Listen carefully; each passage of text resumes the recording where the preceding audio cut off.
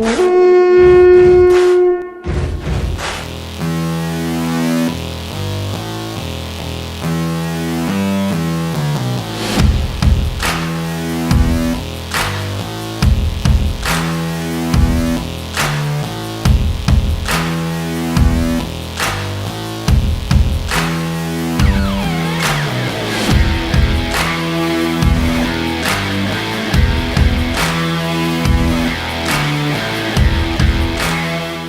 morning, Gjallarhorn.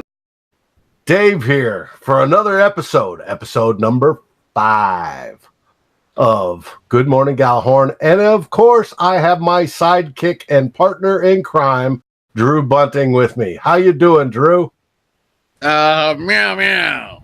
How you doing? I'm doing good to see you. Hey, I figured out who you look like. And who is you? That? You look like Charlie Daniels, who before he left the party took Kareem Abdul-Jabbar's glasses.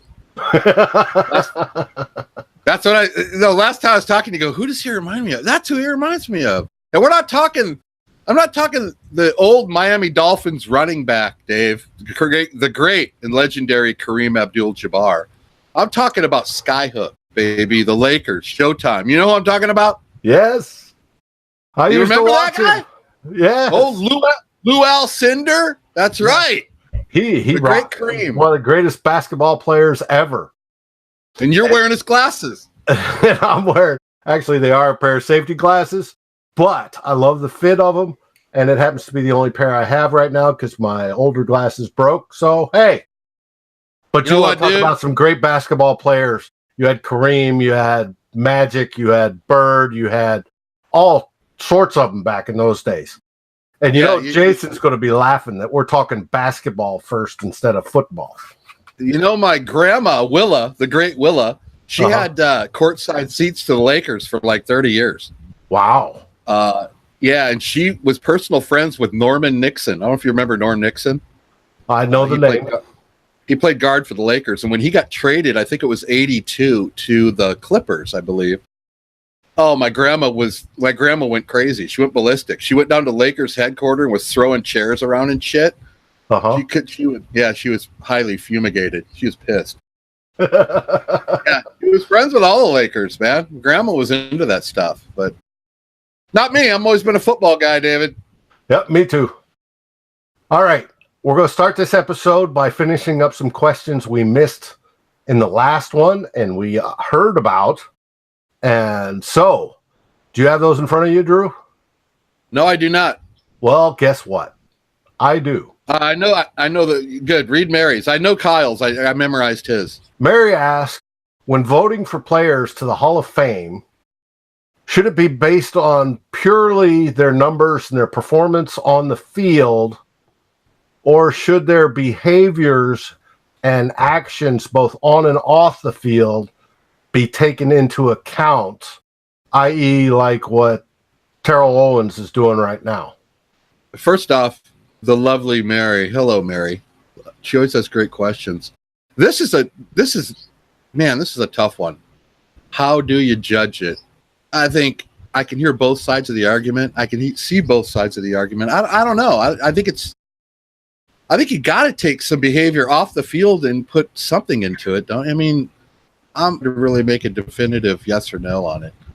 Well, I disagree. I believe the Hall of Fame has been for players that have stood out on the field.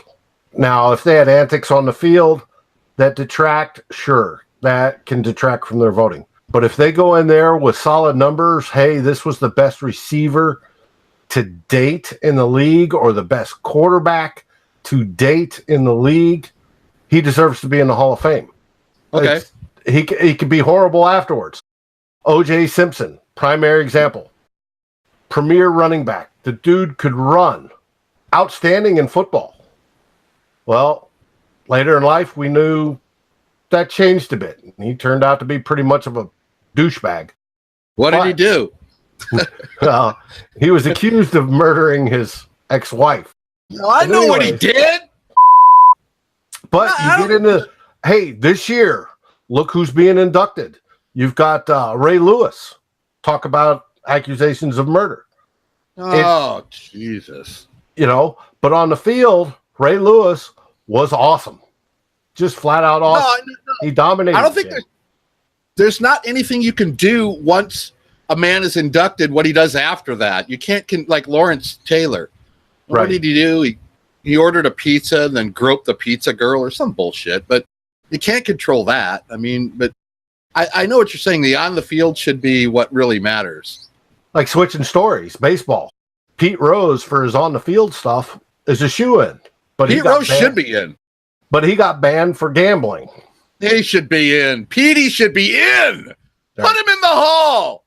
Put Jim Marshall in the hall. Now you got me on a fucking roll. Put him in. And you want to talk about grandmothers? My grandmother was an avid Cincinnati Red fan. She'd go to the games every day. Oh, yes. Back in their heyday with Bench and Pete Rose and all of them. George Foster, Davey Concepcion. Yeah, I remember those teams. She loved her Redlegs. Really? That's cool, dude. Well, Mary, there you got it. We disagreed. I think it's numbers. Drew thinks you should take in a little bit more. As we both know, you have humans deciding. Guys that are picked that are supposedly journalists, and I'll use loose quotes on that. And so their opinions get into it, and we get what we get. We get receivers that take way too long to get into the hall, and then we get other people that are first-round ballots that you question as, yeah, they're good, but should they be in there first round? The fact that it took Krause so long to get in shows that who's ever selecting these people, it's not good. It needs to be revised. Concur. Okay, I got the next question. Kyle from the Gjallarhorn group. What up, KD? He wants to know if the Vikings are ever going to get into the Patriot way of doing things when it comes to free agents, like letting go of a guy a year before he becomes crappy rather than keeping him too long. You know, kind of like how the Patriots do things. And I'll defer that one back to you because it's a very good question. I mean, I think we'd all like to do things like the Patriots do, to be in the Super Bowl every year. I mean, wouldn't we? I mean, oh, we would. But it's a great question because if you keep a guy too long and re-sign him again, it can create problems on the back end. And a lot of times the Patriots give up a guy and we all scratch our head and scream about it and go, what the hell is Belichick doing? And then you find out a year later, that was a really good idea. You know, like he did with Richard Seymour and a couple guys, you know, Ty Law or whatever, you know. So what do you think? No, I hope we get to that. There was a podcast that came out this week on analytics where they talked to the head of analytics for the Vikings. And I apologize for not remembering his name or the name of the podcast off the top of my head. But they talked about being able to measure speed and fitness using GPS. And they showed last year the exact point when Terrence Newman slowed down. He slowed down in practice. They're taking practice times. And he slowed down in practice, and that translated over to the field. Like he hit that proverbial cliff and started to slow down. Hopefully it's just something that happened last year and it's not this year. But they're monitoring it. Now, with that sort of new technology now, and we know the Patriots are into analytics. Bill Belichick may poo-poo it, but I know for a fact that they use it. They're into everything, dude. If you can sit there and monitor and say, we take Kyle Rudolph, who's coming up on the end of his contract here in a couple of years, but you're seeing that Kyle is starting to slip when it comes to performance, both on the practice field and on the field of play, right? Before we can see it as fans, you're starting to see it. Right, he's a little slower. He's moving a little differently. Whatever. The organizations they get too attached to these people. That's where Darth Bill is different than everybody else. Everybody's just a number to him that fills a role. He doesn't care about people. He doesn't care what you've done in the past. It's all about this year, next year. So he'll get ready in a drought. He doesn't care who it is. And, I think he cares about people. I don't think he doesn't care about people. I think he doesn't care about anybody. I think he views it as, what's my best chance of winning? And if I can get the most value out of somebody who I know is starting to falter, he does that. And he ends up with 2 extra picks. And so he just restocks. And if we can get to that point also, I think that'd be fantastic. And yeah, we get tied in, especially the fans get tied into, hey, the guy's been with the Vikings his whole career, right? We should can't get into here. that. You can't. But can't do it. But if it turns up ending up hurting us in the long run, then why do it? Because we want a winner. The Vikings want a winner. We just don't want a team with a bunch of people that, you know, we really like, but we suck, right? You can't get emotionally attached, Dave. You can't do it. Right. And so just like with Teddy, you can't get attached to him. Right, exactly. Got a part and that is an absolutely good example. If Teddy was going to be the guy, Zimmer would have stuck with him, and we'd be saving a whole lot of money, and he would be here as our quarterback. Zimmer made the call. He knows more than all of us. He sees something that wasn't going to work. So that's you got to cut it. He liked him. He's like a son to him. I heard all these stories. When it comes down to it, Zimmer said, "I need to win football games." Exactly. That's why. And when they came to him and said, "Hey, we don't trust Teddy's knee or his head," Zim said, "I got to win football games. So, Teddy, you got my number. Need anything? Call me. See ya." You can't get emotionally attached to players. You can't do it.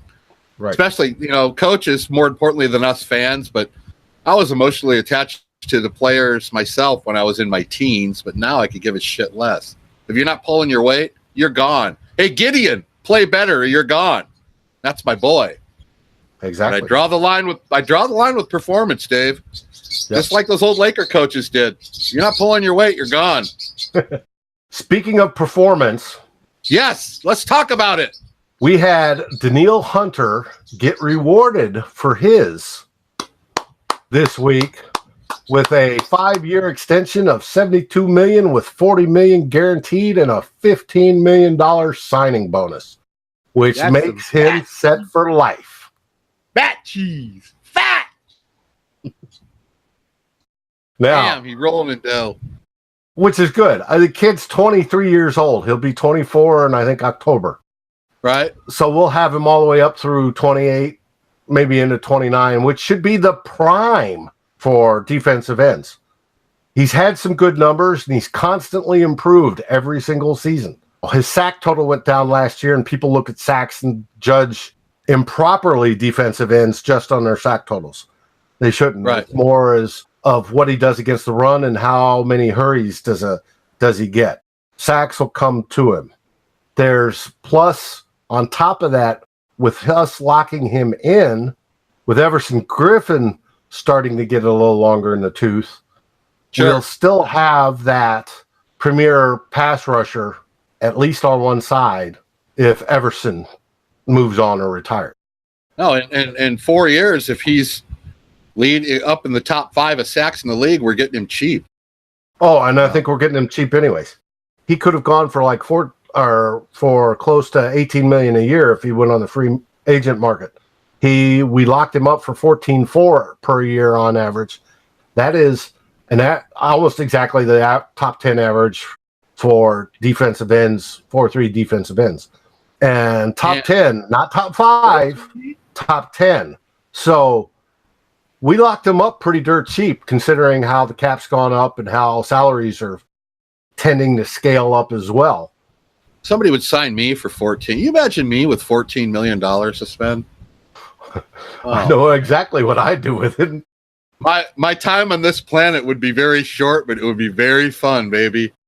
Let me ask you this. Why sign Hunter before the other big names you work on something with them? What's that all about? It may be just that he was the first one to accept a deal. That's my guess. That's a good guess. That's why you're Charlie Daniels with Kareem's glasses. You have good guesses. Maybe the Vikings feel he's more important to securing that core body of the defense more than Barr is. But I'm not so sure about that. I think more that comes into play is his agent was willing to do a deal sooner, and he agreed to it. You have two different agents when it comes to Barr and Diggs. We already know that Barr's agent is asking for 3-4 outside linebacker money, which is significantly more than 4-3 outside linebacker money. Because in the 3-4, an outside linebacker does your rushing. Whereas in the 4-3, an outside linebacker is not the main rusher. He's more involved with stopping the run, right? Or dropping back into coverage. Well, the difference is per spot tracks numbers, which seem to be a little bit better than over the cap on this. A 4-3 outside linebacker, 10-year average is 10.6 million. Their top 5 average is 12.9, almost 13 million. Okay, so you got 10 and you got 13. Barr's going to want closer to the 13 range. You have, for a 3-4 outside linebacker, like Von Miller, who's rushing, you have the top 10 is already at 12.1, and the top 5 is almost at 15.5 million. So that's almost 2.5 million more per year on average than what a 4-3 guy gets. I saw a report where his agent wanted the 3-4 money to use him as a pass rusher, but we haven't played him that way. So why should we pay him that way? So that's what the change is coming in. I was just about to say, they're talking about sending Barr off the edge to get more sacks this year. If he starts tallying up some sacks, the numbers are going to go, the money numbers are going to go up. I mean, he's going to demand, I think he's going to have a great year, and I think he's probably going to get paid. I mean, what are you going to do with Well, with and Barr? if that's the case, if we wait that long, if we see those numbers go up, if Zim starts doing his voodoo magic with the defense, Voodoo! right? All voodoo on me. And he throws more defensive backs in the backfield, and he moves Barr up to rush on the edge, and Everson moves inside, and Richardson moves to like the one technique, and you have Hunter on the other side. You got 4 extremely good pass rushers right there. If they suddenly start doing that, yeah, by all means, pay him like that. But they're going to wait to the end of the season to figure that one out. Pulling that voodoo. You know what I mean? Yeah. You ever heard of the voodoo? You know, voodoo, baby. No, Voodoo Child. You ever heard of that? Oh, yes. The great Jimi Hendrix. That goes out for Darren Gjallarhorn group. He's a big Hendrix fan. But when you mentioned voodoo, I think of Jimmy. What about Diggs? Diggs getting a new deal before the end of the season? Tell me what's going to happen with Diggsy. Now, if I'm the Vikings, I'm working on Diggs right now to try to lock him up. Absolutely, positively, right now, try to lock him up. The biggest reason, yeah, people are worried about his health issues, and he's had some, sure. So is Barr, for that matter. But the biggest reason where I see Diggs has some leverage, besides his performance numbers, and I'm not talking totals of yardage and TDs, I'm talking yards after catch and some of the more advanced numbers, is that we don't have anybody after Diggs. We have Diggs and Thielen, right? That's his main leverage right there. That's huge leverage. That's huge, because you lose Diggs, then everybody double teams Thielen, and we've got nobody. We don't have the talent in the reserves that have yet to step up and prove that they could replace him. And it's hard to get top tier wideouts. I mean, we all know there's like 5 in the league. Right. And so you've got to pay him. Now, how much that's going to be, you're looking at anywhere top 10 is in the near 14, 15, 2 range, depending on They always get overpaid. Wide receivers get overpaid. Just face it. And in the top 5, you're looking at anywhere from 15.3 to 16, almost 2. Those are averages for those. Is he a top 10 receiver? In my books, hell yes, he is a top 10 receiver. If we can get him in that 14.5 range, 14.4, even 15, I think we go for it, without a doubt. And we'll probably end up paying 16. We have the best wide receiver duo. Is it a duo or tandem? I don't know what word to ever use. Both I want to use both in the league. I think that's just not me being a homer, Dave. You know, I've been known to be a homer sometimes in my Vikingisms, but that's how I really feel. And if everybody stays healthy, I see both of them getting over 1,000 yards this coming up season. Dude, that would be sweet. Oh, yes. That's what we paid that $84 million quarterback for. Meow, meow. Now, how to pay for it all? Well, I think we could easily do Diggs extension right now, and it'd be fine. To get both of them in, I think Rob Brzezinski needs to work his magic. Come on, Brzezinski, work your magic. Big magic from Rob, sorry.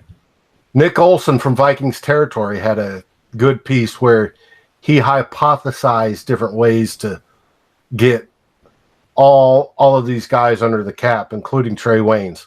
I don't necessarily agree with his numbers, and our buddy from the group Denver doesn't agree with his numbers. But if Brez can do it, go for it, buddy. Hughes is going to bump Waynes out the door. He's not even going to be here anymore. That's my call. We shall see. Well, good. That was. Do you think Hunter could ever be a 20-sack guy? I do. In a season? Do you? Okay. Oh, absolutely. Okay. I do. He's got the athleticism. He's got the coach, Andre Patterson, just absolutely rocks. That's A grade. I'm talking A grade, Dave, not B. I'm talking A grade. Guys that get 20 are like, that's high. Like Jared Allen going for the sack record. Yes, he can get it. You think he has Jared Allen talent? I do. I want to know if you could do the Jared Allen sack thing after you sack the quarterback. Could you? Is that possible that you could do that? I really want to know. The hog tie. Try. I'm afraid I wouldn't be able to get back up, but I could try. That would be interesting. I think you could pull it off. I think you could. All right. How about we do this then? If Danielle Hunter gets over 15 sacks this year, right? I'll do the Jared Allen sack. Bam! What do we say, Drew? We say meow, meow, Viking cow. Skol, everybody.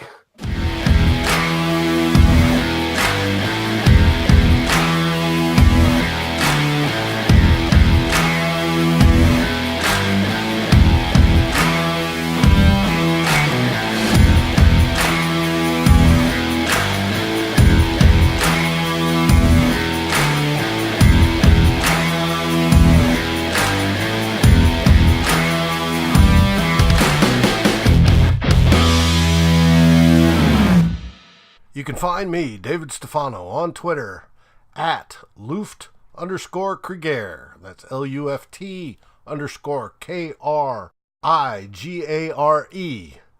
Thank you for enjoying the show, and if you'd like more Vikings-related football news and podcasts, join us over at the Climbing the Pocket Network. Enjoy.